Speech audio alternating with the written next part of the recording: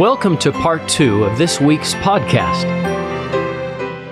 Why do you think, Dan, 19 says the Lord refused them, 20 says the people refused the Lord? What happened there? This is probably my opinion more than anything others. It's funny, when you read commentary on this passage, a number of biblical scholars say it's clearly confusing, but seeing God, that's not real.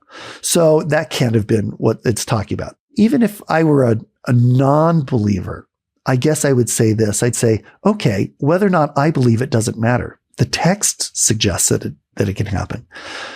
Complete conjecture. So you have to take it for what it's worth.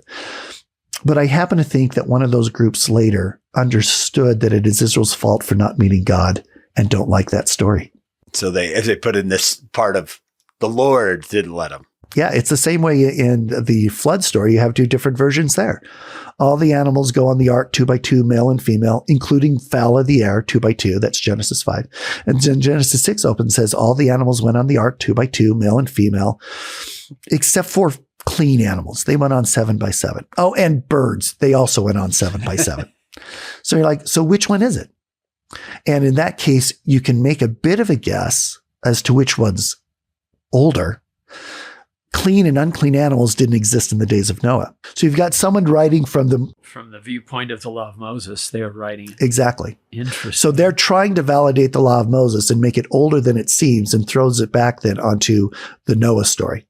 I would like to flesh out this idea of what do you do when you fall short? Because I can hear many people going, that's me. God says, let's do this. And I'm saying, let's do this. And then I back off and I don't come through.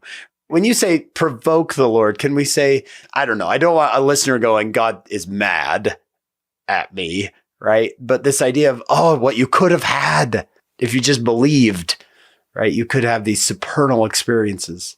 Maybe the word is refused. You refused the Lord? No, I couldn't do that. Well, I think section 84 helps in that regard. They hardened their hearts and could not enter into his presence. I'm always struck by that. The could not means that they have no ability to enter into the presence of God, but it is fronted by and they hardened their hearts. It's a choice. They chose not to. And choices have consequences, right? We've quoted a fair amount of Elder Bednar. He's not the only one to have done it. He's just the latest one that I remember. He's given a kind of a folk saying, when you pick up one end of the stick, you've picked up the other. So what I find intriguing about that in terms of understanding agency is that there's a responsibility on agency, not just in terms of being able to choose, but ultimately to choose the consequence. You have to be aware of the consequences of the behavior. And in fact, when you look at the narratives in the Bible, more often than not, the Lord often tells you the consequences to a set of behavior and lets you choose. Whether it's the story of Cain and Abel, whether it's the story of Adam and Eve, whether it's the story in the case of Israel, right? There are consequences that are laid out that are explained. And if you decide not to heed his will, those consequences play out. Now, having said that, what I do think is intriguing here about the provocation of Israel, because I do think this is the provocation. This is the event when they provoke the Lord. Ultimately, are they going to provoke him more? Yeah. You would wish they weren't, but they're going to. So they cannot enter into the presence of God or have this experience at this time. But when you look at those, it doesn't mean that they will never enter his rest. They're just not going to enter his rest for a period of time. They're going to have to work through the consequences of this behavior. And what's intriguing is that the events of this day follow through to the end of Exodus, of where he gives them a tabernacle. And when you look at the tabernacle and its function as a temple, this place where God's presence is going to be, there's a sense of, okay, so you weren't ready for the experience then. I'm actually going to give you a series of things to help prepare you for it. We talk about the Mosaic law as if it's as a punishment. And there's no question that the way Exodus is set up is that the Mosaic law comes as a result of this behavior. They're non-choosing. They aren't able to enter the presence of God. They don't become a kingdom of priests. The priesthood is given to a particular family. And so we call it a lesser law. But I think one of the ways that we can maybe best understand it is it's a preparatory law. They weren't ready. For whatever reasons, they weren't ready. Their minds weren't in the right place. They weren't thinking about the long picture. They weren't seeing the long view. So God gave them a law. When you read the law of Moses, the law is great because there's a set of moral and ethical teachings that are simply true regardless of the dispensation. And I don't mean just the 10 Commandments, but the moral and ethics that lie behind the 10 Commandments, those hold true regardless. That's not a lesser law. That's just the law. So when it comes to the moral and ethical teachings to Israel, those don't change any. When Christ gets in there and they ask him, what are the 2 great commandments? Love the Lord thy God with all thy heart, mind, and strength. And the second is like unto it, love thy neighbor. Those are straight out of the law of Moses. This isn't a lesser law in that regard. Governing behaviors of daily interaction or daily activity, I think when you look at those, one of the primary purposes was to help the people view and see things in a manner that allowed for this greater cosmological perspective. Animal sacrifice, that's certainly not unique to the law of Moses either. It was being done before then. So that's not unique to it. But the manner in which you engaged in the different types of sacrifice, yeah, this helped you structure and think on a larger level or lead to a greater perspective of things. Some of the designations that arise help you be able to distinguish and differentiate and recognize your responsibility to be sacred, to be holy, which is ultimately what both Deuteronomy and Leviticus are going to talk about. So I don't think this is a sense of having never done this, never entering into his rest. Does that mean I'm never going to let you enter into my rest? In the meantime, we've got to teach you how to see differently. So I'm going to give you a couple of things.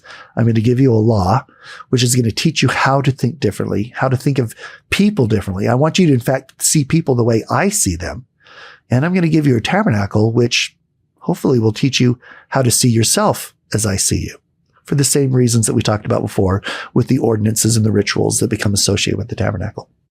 Would it be fair to say the Lord almost knew they were going to fail this first time, but he wanted them to see that they failed in order so they'll take what's coming next a little more seriously, because you don't want to fail down the line in the future. I don't want you to fail. So I kind of set you up.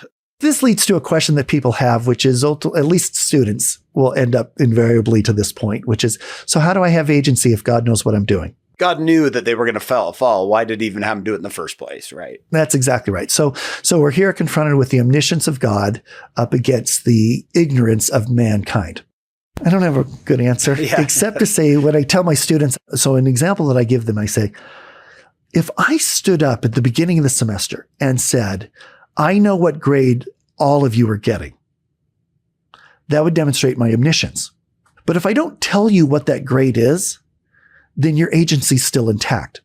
You know that I know what the grade's going to be, but you have no idea whatsoever what your grade is going to be. And so by virtue of that, if I then say something effective, I know what grade you're going to get, and what I'd like you to do is work on the following things and do your best, then that holds out the hope that you're going to get an A in the class, right? I can set up, even as I tell you that I know what grade you're going to get, I still won't tell you the grade, and yet I can give you all the instruction to get an A. And since you don't know what you're going to get, you'll work as if you can get an A. Now, I limit your agency if I say something effective. I know what grade you're going to get in the class, and Hank, you're not getting higher than a C minus. It's not going to happen. At that point, now I've limited your agency, and I've crossed a line. But as long as I don't tell you what the grade is, then it's up to you. And so if I keep playing with this analogy further, and I say, all right, I know what grade you're going to get, and this is what you need to do to get an A, and you turn in an assignment, and it's not A worthy. And I say, tell you what I'm going to do. I'm going to give you my feedback and let you revise that assignment. Notice that you still have all the agency. You still don't know what grade you're getting, but I'm giving the opportunity to revise it. Whether or not you do is completely and totally up to you. And so I think sometimes, even though the Lord is omniscient, he tells you that he knows what grade you're going to get, but that doesn't affect what grade you're going to get. That's up to you. And he puts everything in place for you to be able to do it. And I think he does give us revisions all the time. He gives us feedback all the time and gives us, through the atonement, the ability to revise.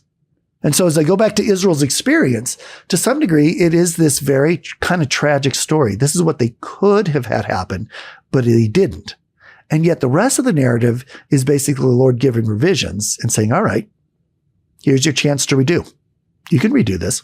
It's a redemption story, but it starts out just kind of tragic, kind of sad.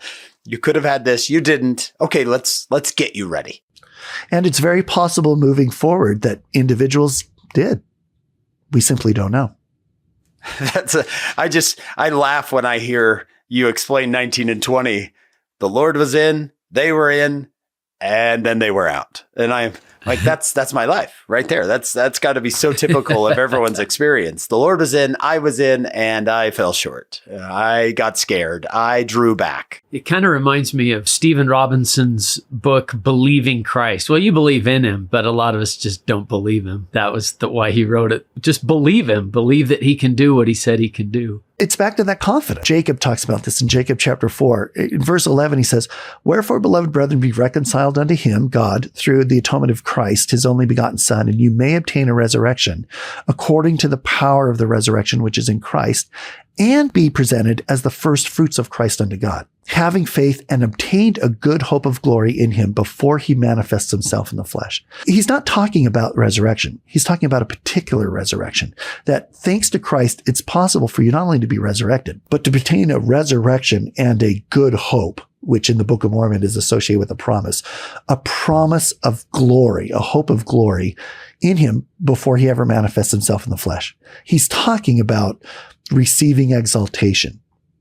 And then verse 12, "Now, beloved, marvel not that I tell you these things, for why not speak of the atonement of Christ and attain to a perfect knowledge of him, as to attain to the knowledge of a resurrection in the world to come?"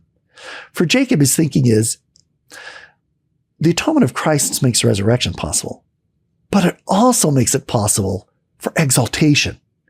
And he says, why not talk about it at the highest common denominator? The resurrection's cool, but this is cooler. Why not talk about it? What's the worst that happens? What's the worst that happens?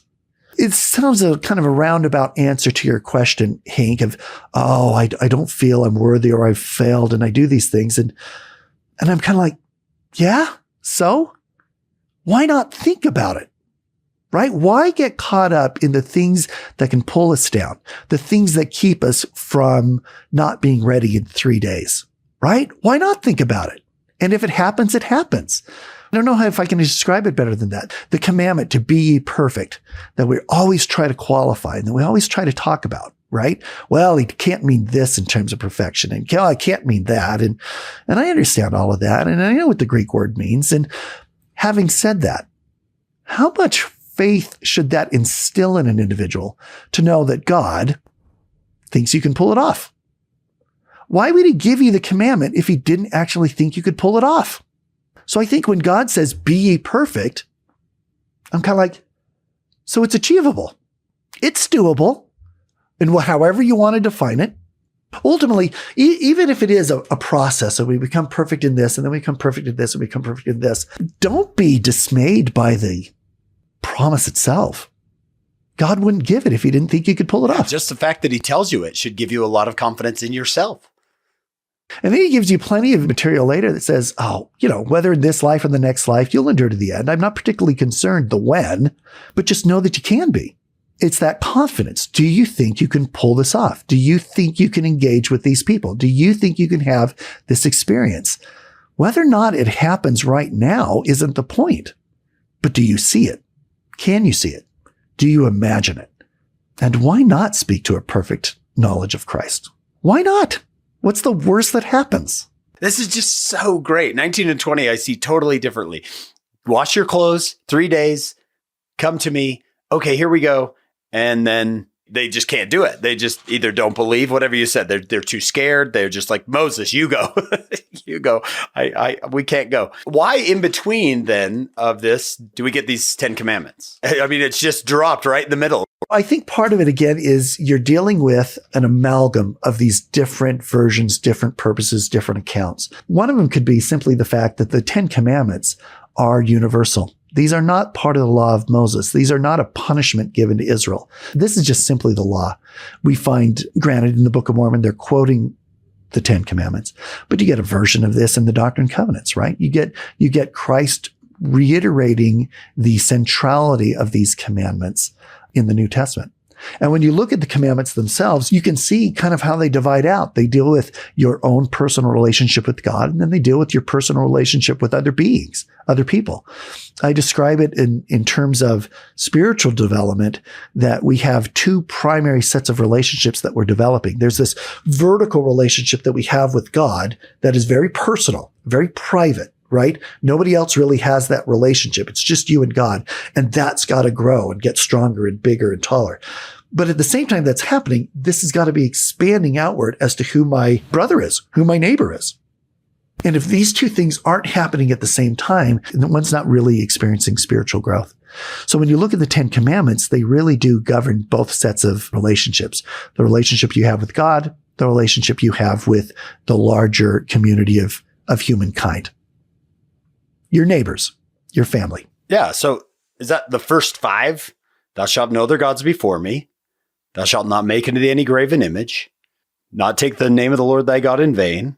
Remember the Sabbath day to keep it holy. What did I miss? I had 4 there. Maybe it's 4 and then 6. Well, it's interesting. The Sabbath one, I think, is a tricky one.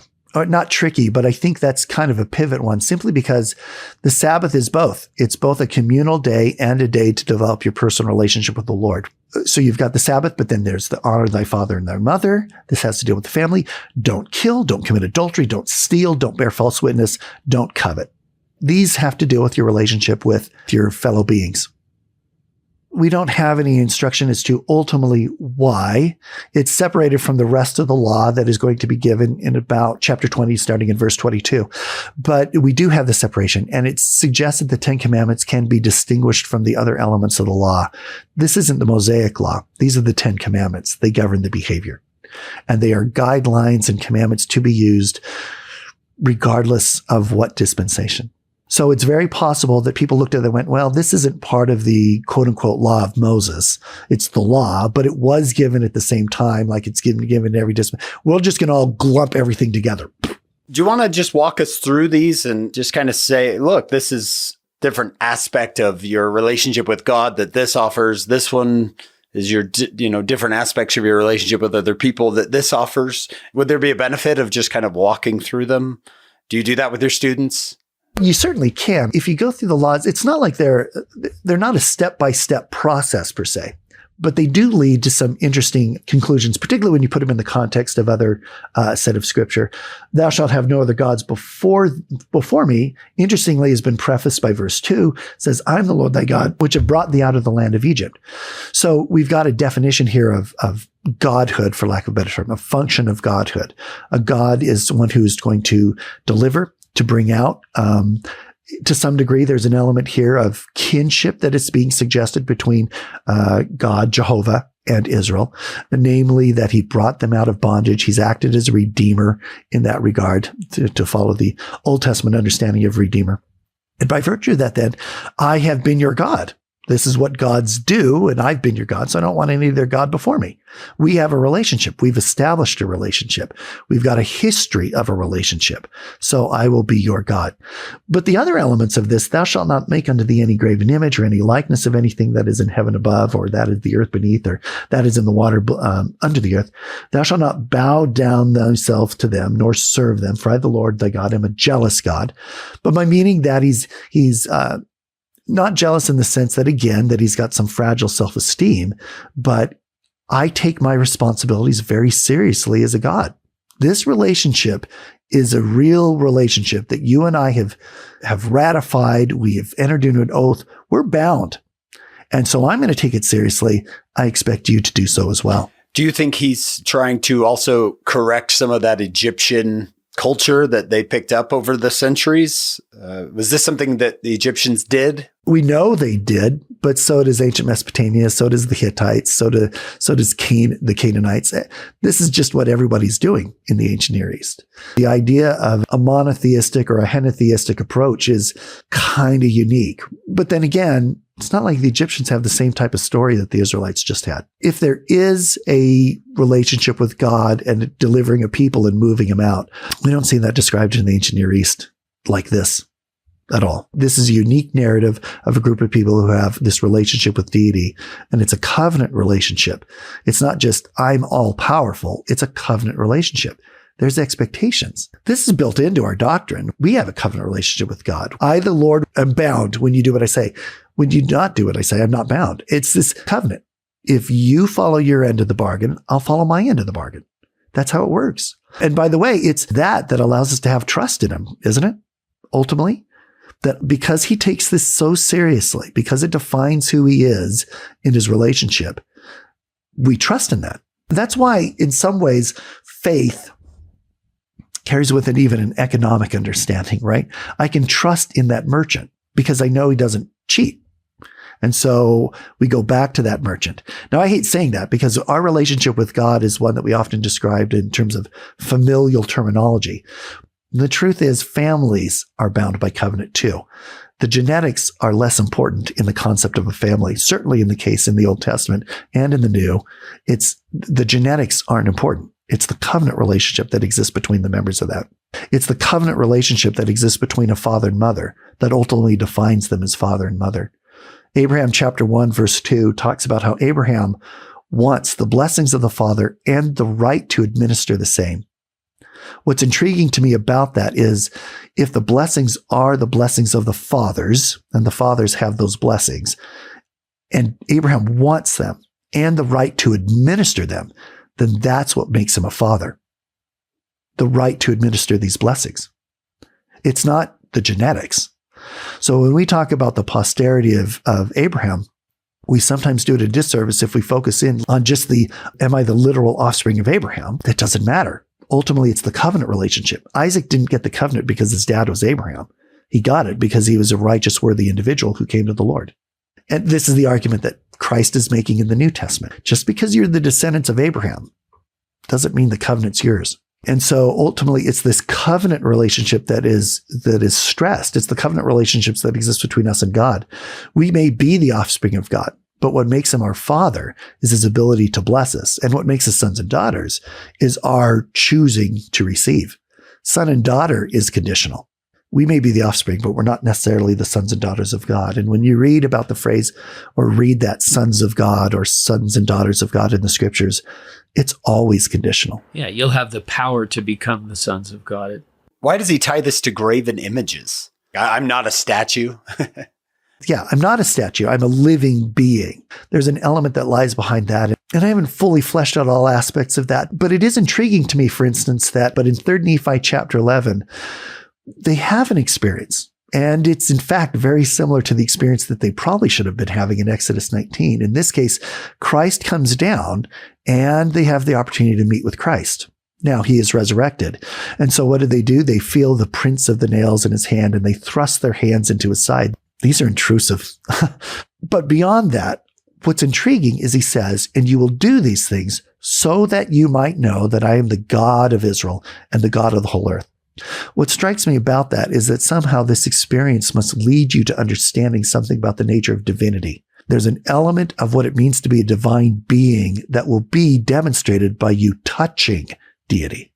If that's the case, then certainly one of the things that you might take away from it is that gods are living things.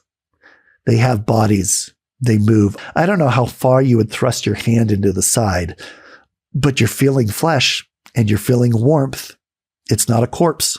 So you're coming away with an understanding that God has a body and it's a living body. It's alive. It's possible that what you're seeing here, an element of this is, I want you to understand fully, completely that I am a living being, embodied even. And that's the idea, and that's the expectation. I don't want you building a graven image. One, you might get it wrong, carve me the wrong way. But the other element of it is I'm not that. I'm not a stone. I'm not wood. I'm living.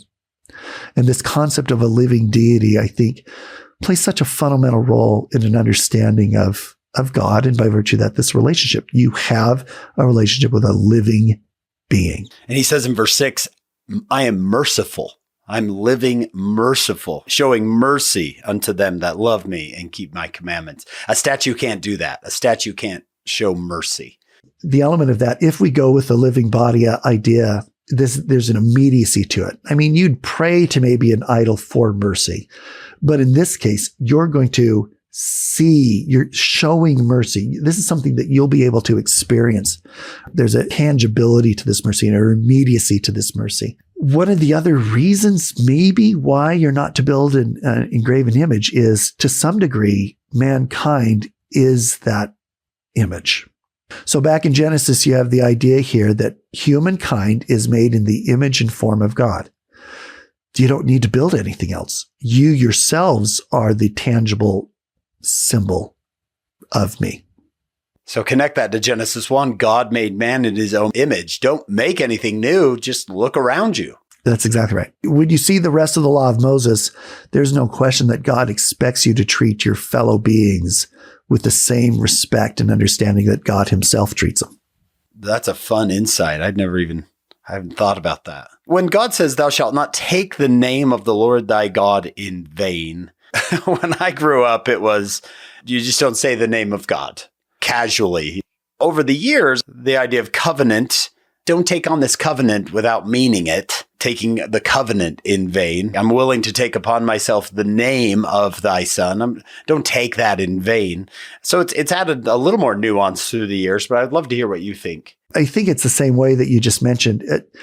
At least that's the way Christ seems to understand it. So when you get in the Sermon on the Mount in the New Testament, he'll expand on this and say, don't just take the Lord's name in vain. Don't swear on anything. The idea I think that lies behind this is oaths mean things. If you're going to enter into an oath, I expect you to take that seriously. So don't enter into an oath. Don't promise something that you're not willing to do. There's an element of honor and shame. These two aspects played a particular role in ancient Near Eastern society. Your honor means things.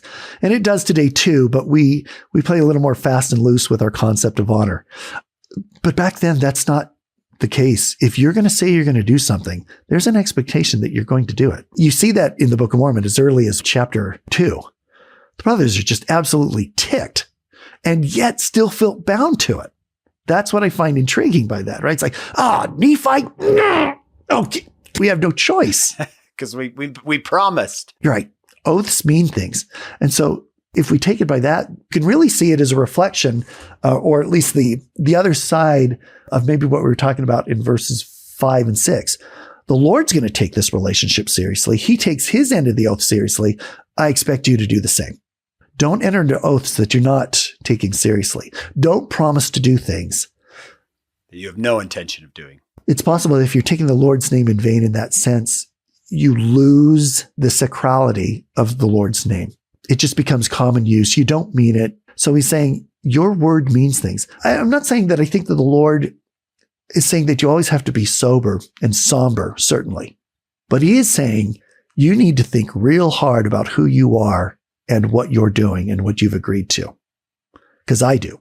I talk about this sometimes with students is I know we sometimes like to describe our relationship with God as he's an adult or a parent and we're little children. And I get that in terms of the time frame. Kind of, because we're all eternal beings. But what always strikes me about whenever I'm talking about the law, whether it's the law of Moses or the law in any dispensation, is how much he ends up treating us like adults. In this sense, like equals. There are things that maybe we'd let our little children get away with. He's like, that's not an option. We're equals on this Maybe one. We like the parent-child relationship because it gets me out of a lot of, he gets me. He understands me. He knows I'm just young. So I fully get why we do. But the Lord doesn't treat us that way. And part of that might be, again, back to this concept of vision of scale. I don't have a great way to describe it because I'm bound by space and time in a way that God is not. But scale makes a difference of things. For instance, the separation between us and God seems vast from my perspective. But if you were to look at it from an eternal perspective, the distance between me and God, it's gone. From an eternal perspective, and that's his view. It's not mine. It's not my view, but it is his view. I don't think he sees as much space between us as we like to think that there is. It's a perspective, and he's got an eternal one. I do not. And so by virtue of that, as I look at these laws, they're not for children. They're for adults. If I'm going to take this seriously, I expect you to take it seriously. Yeah. And a child, as much as I love my children, you need to be more mature in order to take things seriously. Just the fact that he's saying, I want you to take this seriously, says I'm talking to people who can take things seriously. That's exactly right.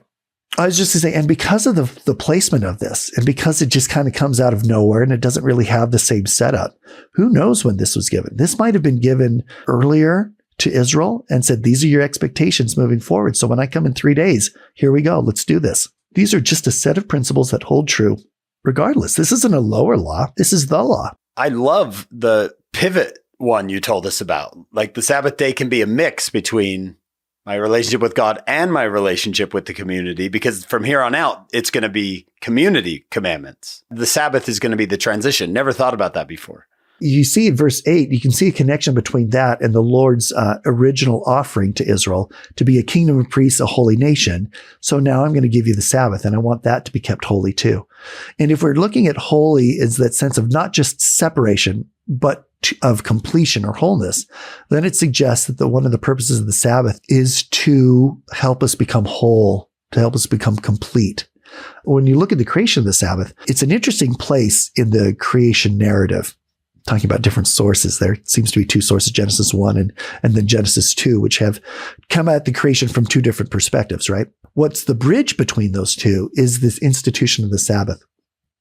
And I've looked at the Sabbath before as akin to a dedication. You can think of it as a dedication of a temple that it becomes useful. Is the dedication of the temple an end of a process, or is it the beginning of a process? Yeah, it's both. It's a liminal state. And if any of my students end up hearing this, they'll go, oh, liminal. Yeah, I roll right there. But the concept of liminality is that you've got these in-between states that allow for transformation to happen. Liminality comes from the Latin term limen, meaning threshold or doorway. So if you stand in the doorway, are you in or out of the room? Neither. But its function is to facilitate movement from one to the other. And without it, you couldn't move from one state to another. Well, if you can think of it that way, believe it or not, ordinances are liminal in nature. These are in-between states that allow us to move from one state to another. Does that make sense? Or you can think of the temple as a liminal space. You're not meant to stay in there forever, but does it lead to a transformation from one state to another? Yes. Students ask me sometimes, is the mortality state a liminal? And yeah, in the sense that it is a probationary state, a preparatory state. No, it's not permanent, but it transforms us from one state of eternity to another state of eternity. The Sabbath then is a time period that is given to us that carries with it a sense of liminality. It's this in between. Does it end a week? Does it start the week? Or does it do both? Is it like a dedicatory period in which we can dedicate or end a particular period of time and start a particular period of time in a new way than we did before?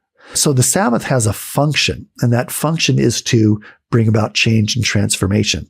You can look at the creation story and see that even as we're looking at maybe two different versions, you've got Genesis 1, which really tells you about the physical creation of the earth. And then you get Genesis 2, which talks about the social creation moving forward, the creation of society, the creation of a community, with the institution of marriage, with the institution of naming things, right? The animals are already created, but the naming of them gives them an identity and a function within society. And so you have the creation of a social organization in Genesis 2. What is the bridge between these two? Sabbath. And so we can look at the Sabbath the same way. Elder Bednar's talked about the Sabbath in similarity to the temple. That the Sabbath is a sacred time and the temple is a sacred place, but they have the same function to help us recognize holiness and perhaps become more holy. Tell me that word again, liminal. Liminal. What is the origin of the word Sabbath, and what's the Hebrew of it? It's Shabbat. We're not sure exactly because it shows up in Genesis 2, the institution of the Sabbath. Many believe that it is related to the Hebrew word Shavah, meaning seven, so seventh day. But whether or not that is an etiology, meaning it's just being associated with it in the narrative, it's unclear. So you've got rest, an allusion with it, relationship to the seven. Ultimately, it's just the term that's being used to describe this. Now, for Israel, interestingly, you have a number of things that can be referred to as Sabbaths, or that can carry with it a sense of Sabbath day transformation. In fact, elsewhere, I've looked at, again, 3rd Nephi and the events of Christ's coming, of that first day particularly, really all the way through the end of it, as a Sabbath. Not in the sense that it happened on Sunday, the way we would recognize it, but it has all the characteristics of a Sabbath, certainly of a dedication. That same kind of in-between, starting anew, but also completing and finishing. If you look at the Sabbath in Genesis 2, there's a couple of activities that are actually associated. So when we talk about it as a day of rest, it's an intriguing rest. A fair amount of biblical scholars don't believe it means that God just went to sleep, but it means it's a change of pattern of behavior. And so if you look at verse 3, God blessed the seventh day and sanctified it. Both of those would have happened on the Sabbath, suggesting that the acts of blessing and sanctifying, becoming holy, are Sabbath day activities, blessing and sanctifying. And then, as you can see there in verse 1, there's an implication that groups were meeting. So there's a sense of communal meeting, blessing, and sanctifying that happens on a Sabbath. These are 3 activities that can take place on the Sabbath. That's from Genesis 2 verse 3. Genesis 2, 1 through 3.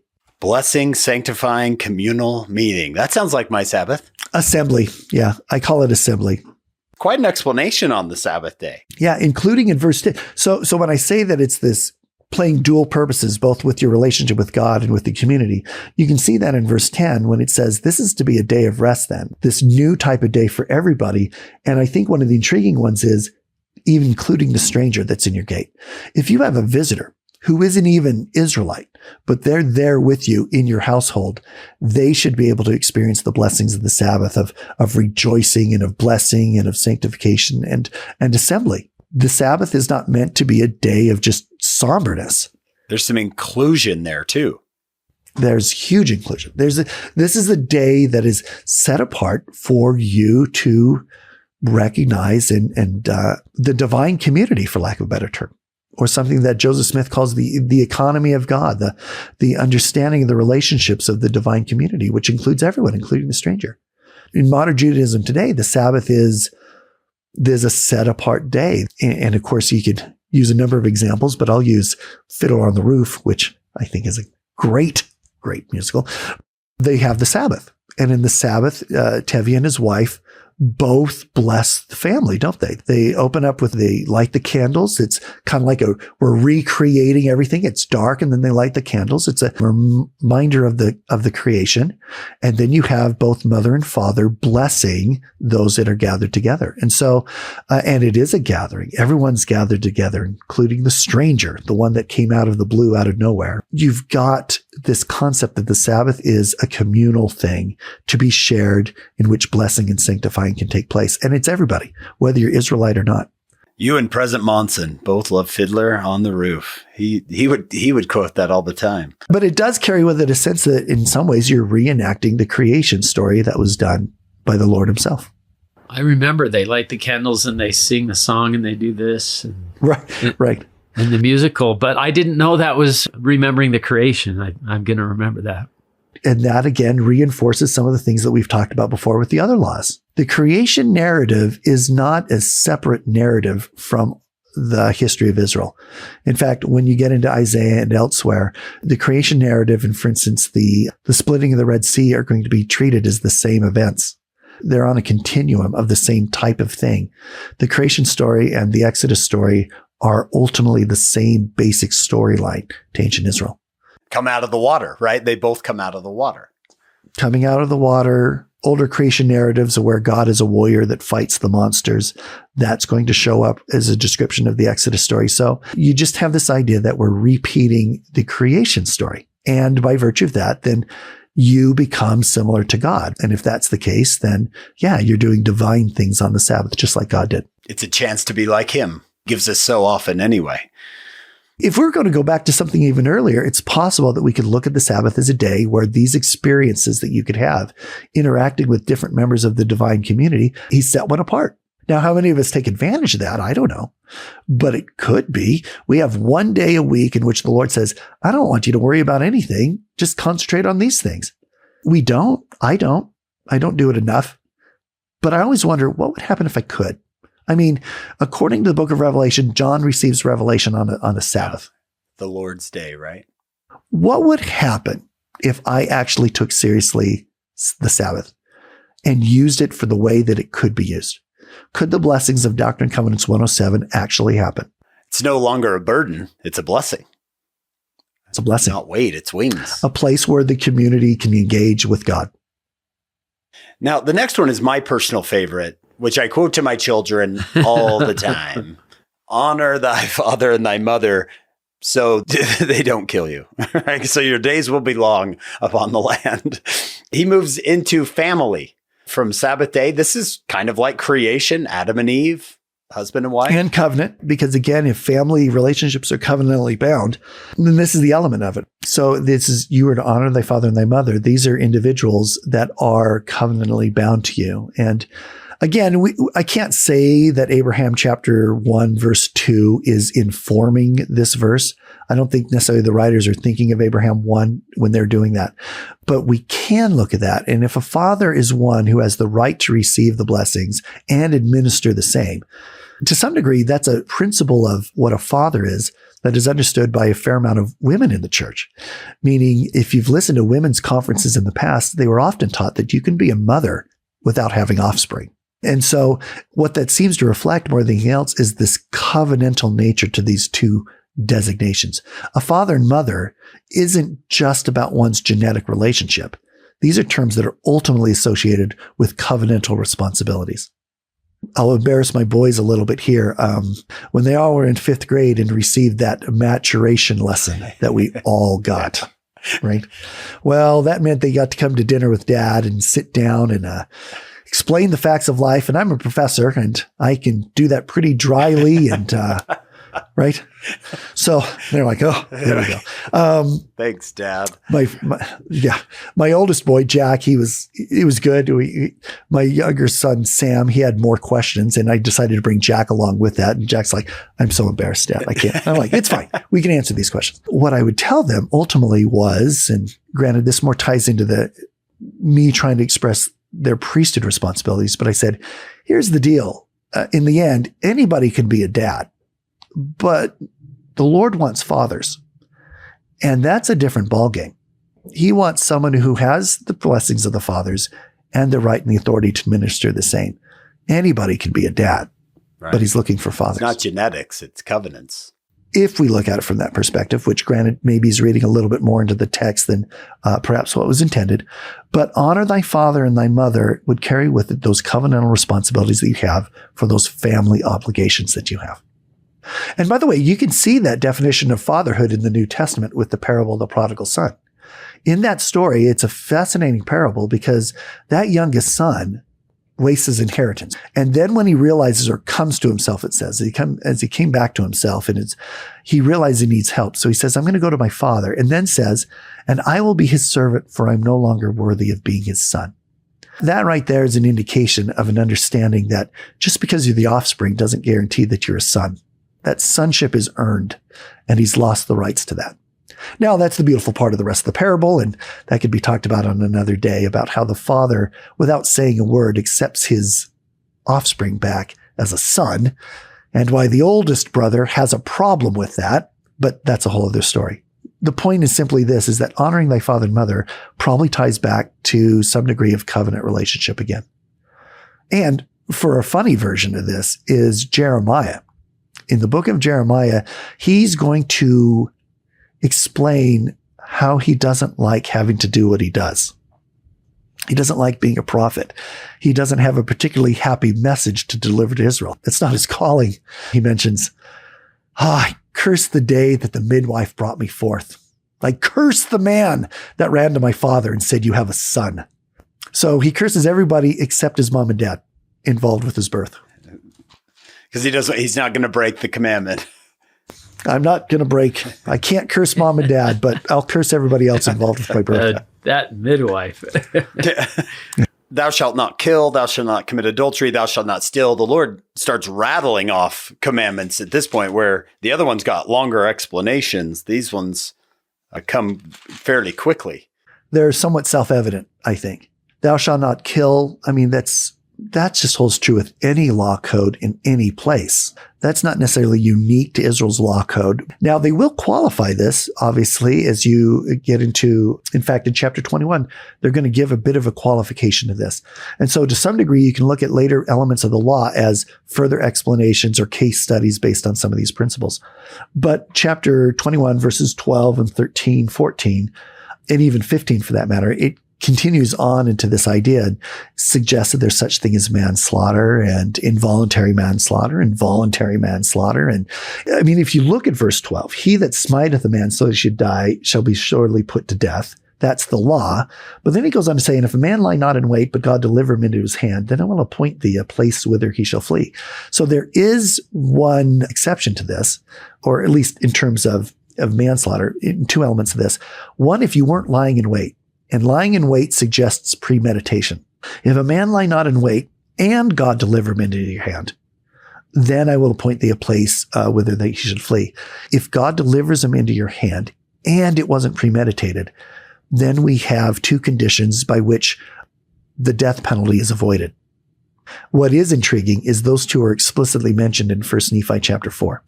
So I was going to say, it sounds just like Nephi. I went beforehand, not knowing the things which I should do. I will deliver him into thy hand. Yeah, and that brings up some implications on the purpose of First Nephi chapter 4. In other words, if the whole purpose of the chapter 4 was to simply let you know that the plates were received, then you never needed to tell the story about killing Laban. So the story has some meaning.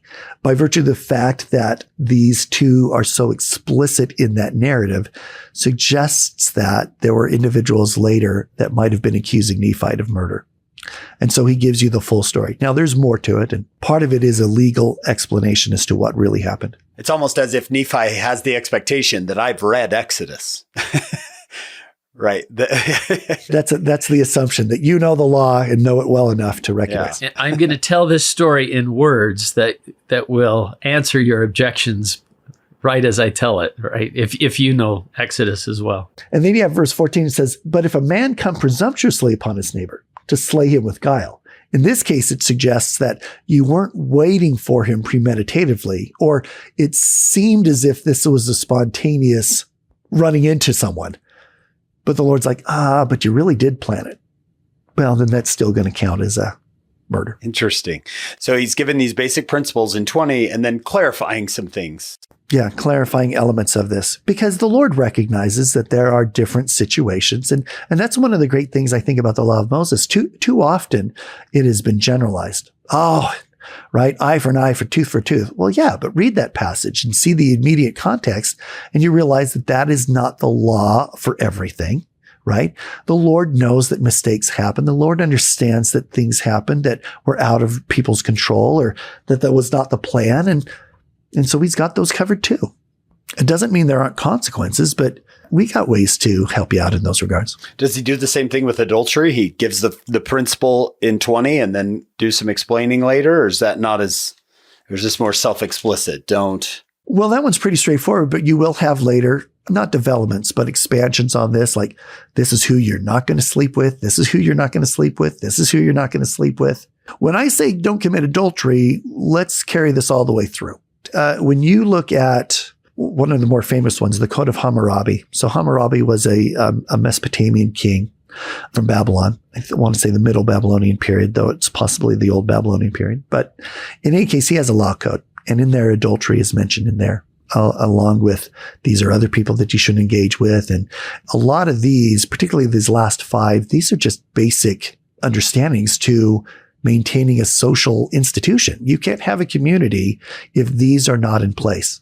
Right? I mean, that just holds true, regardless of whether you're the people of God or the people of anything. You don't kill, you don't commit adultery, you don't steal, you don't lie, you don't covet thy neighbor's stuff, which leads to envy. So all of these are principles by which they just govern basic social behavior, and they have to be in place.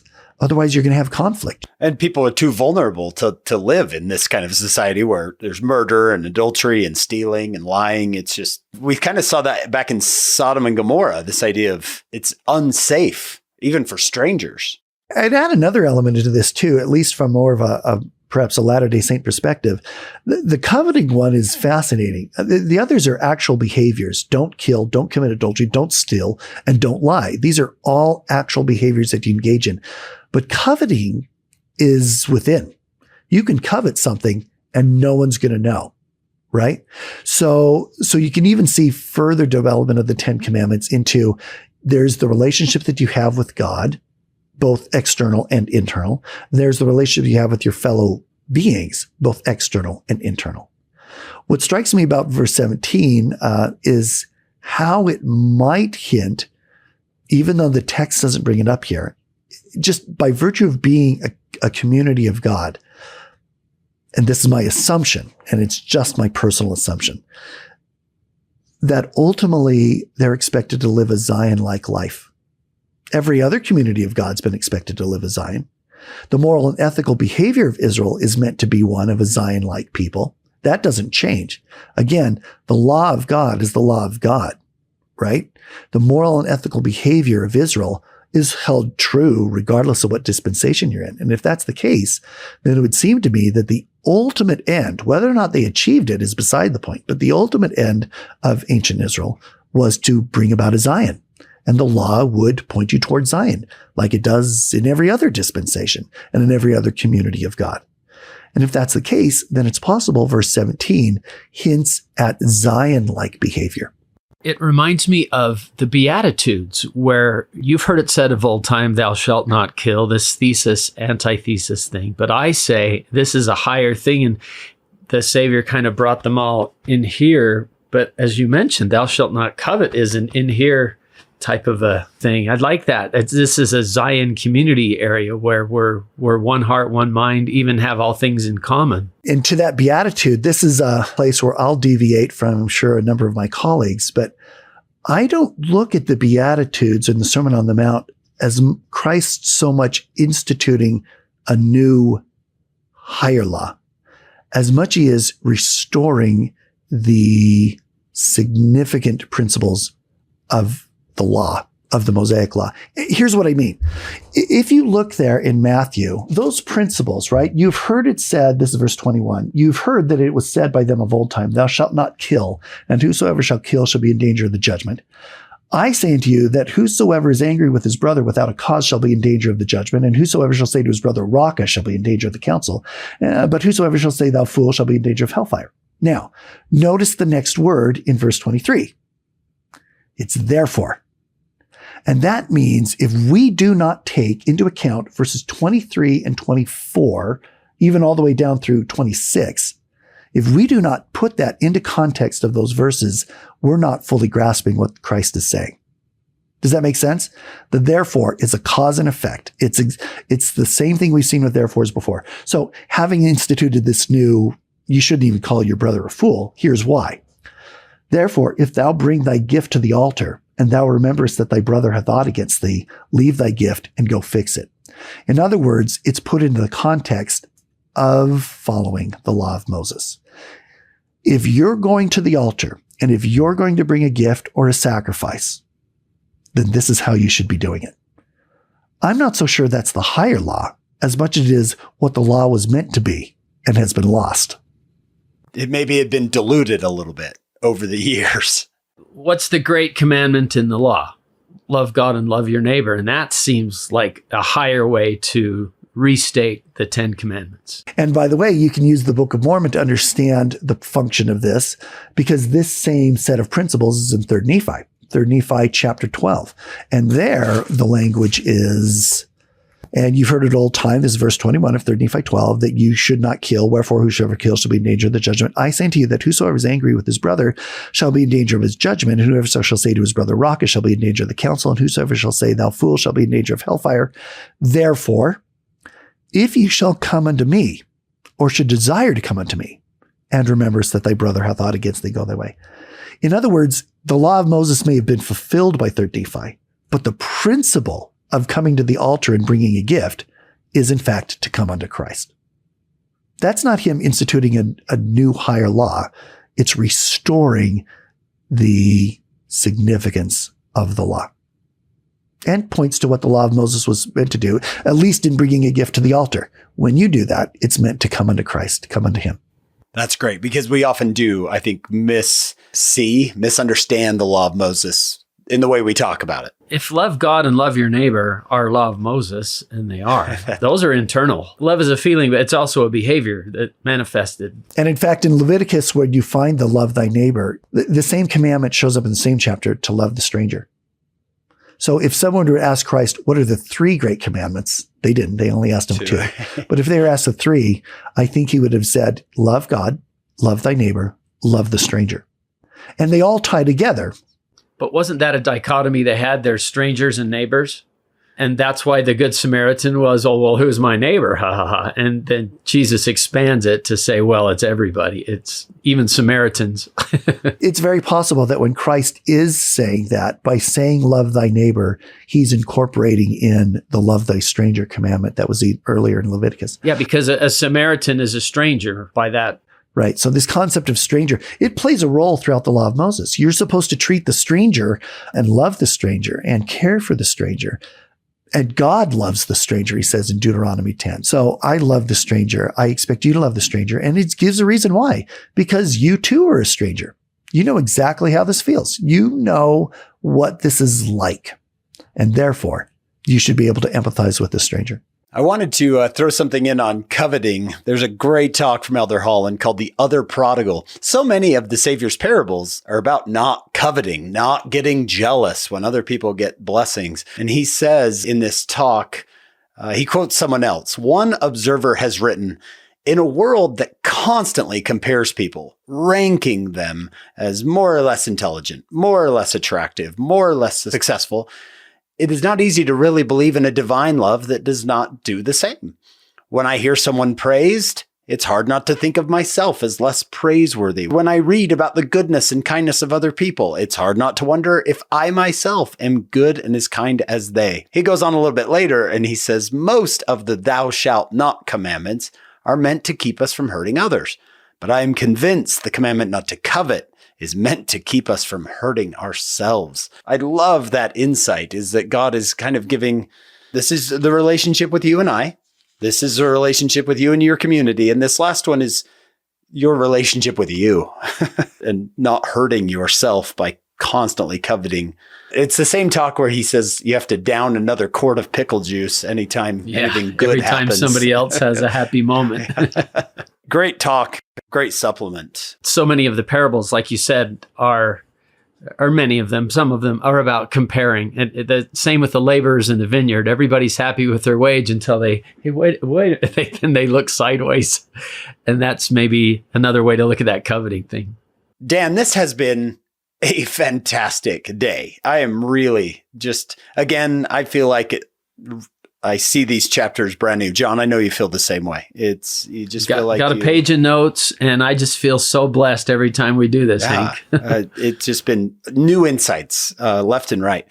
I think our listeners would be interested in the intersection of your education, your biblical scholarship, and your Latter-day Saint faith, and what that journey's been like for you.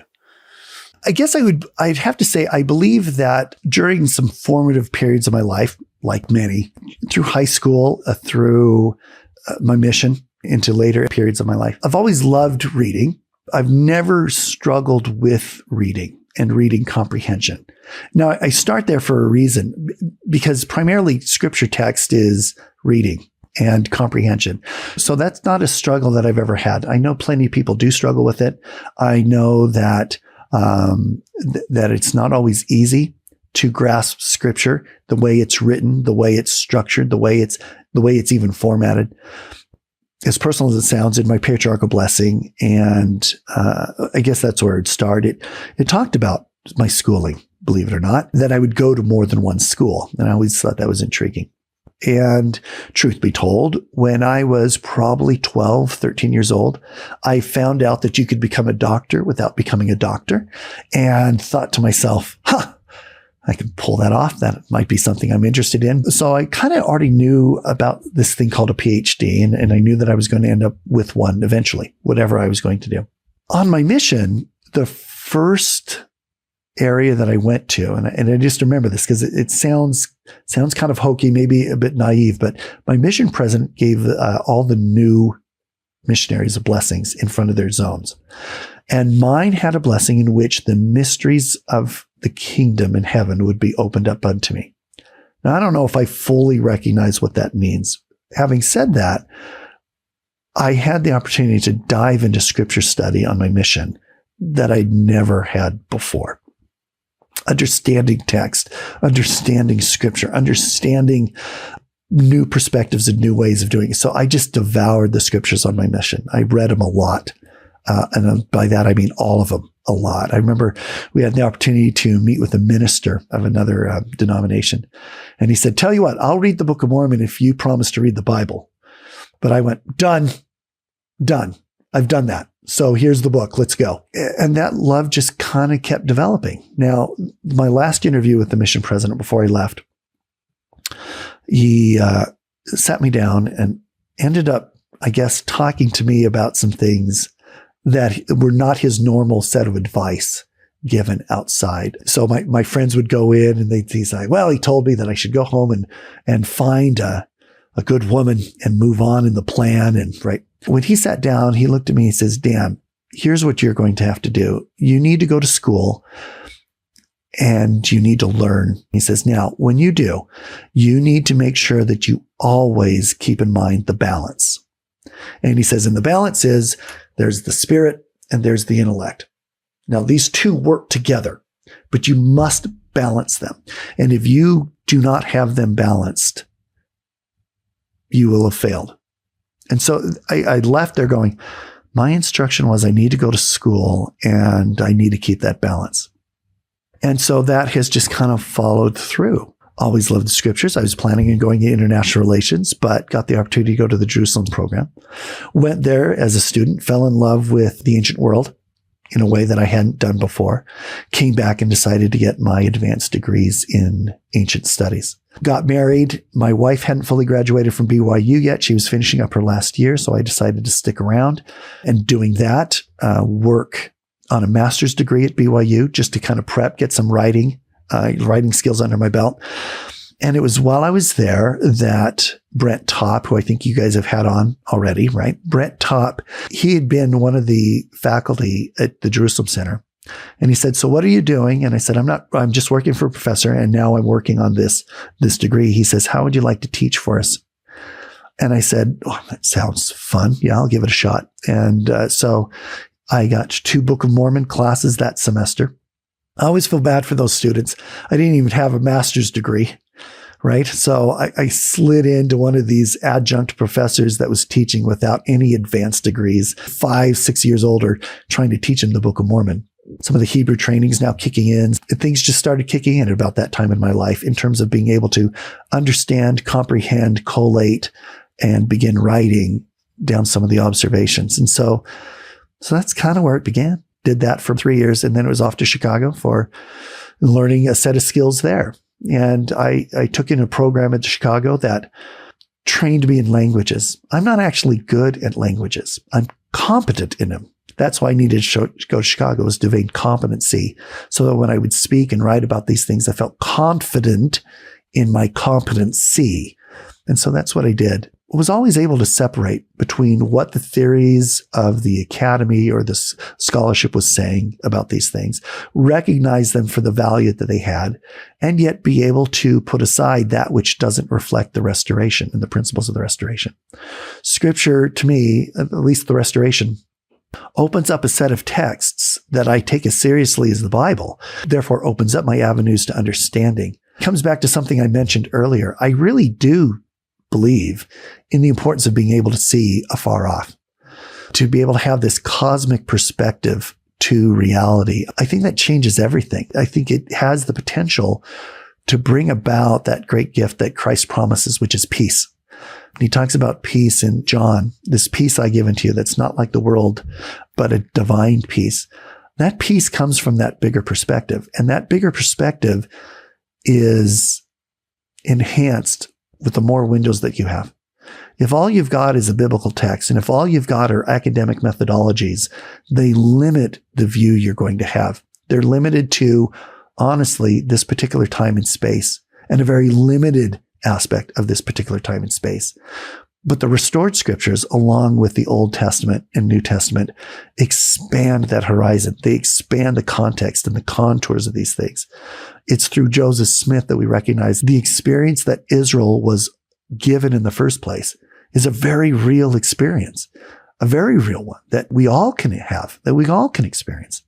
Nephi's expansion on this with a recognition that part of the gospel of Christ is having the Father saying unto you, you shall have eternal life, is a big deal. These are real experiences from real people that become models for behavior moving forward. That grand vision of what Joseph called the economy of God, I think, is ultimately absolutely essential to exaltation. What a fantastic day. John, we've just been so blessed. I'm sure that there are people out there just going, I did not want that to end, because I didn't want it to end. So grateful for you. Dan, thank you for coming, spending your time with us today. My pleasure. That was fun. Yeah. This is what we do for fun, everyone. This is our idea of fun. It's chapter by chapter, verse by verse. Yeah, it's so fun. It's not a bad gig, that's for sure. No, Yeah. it's such a blessing. We want to thank Dr. Dan Belnap for being with us today. We want to thank our executive producers, Steve and Shannon Sorensen, our sponsors, David and Verla Sorensen, and we hope all of you will join us next week on another episode of Follow Him.